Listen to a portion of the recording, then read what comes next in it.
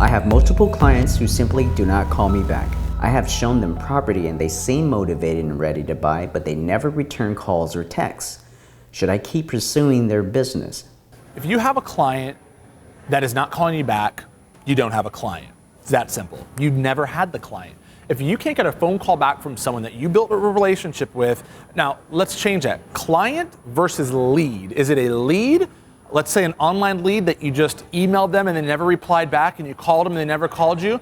I wouldn't call that a client. I'd call that a potential, an opportunity, right? You have an opportunity to convert that lead to someone who wants to buy. My buyers and sellers called me back. It was that simple. Because I built the rapport. I asked the right questions. Maybe this person was never a client.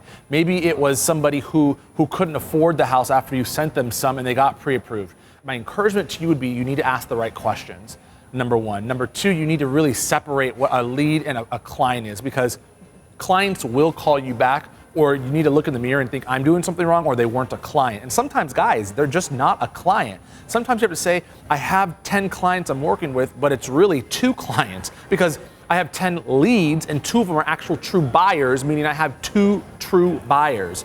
So that would be my encouragement. If you've made several attempts and they're not calling you back, I would tell you to stop wasting your time.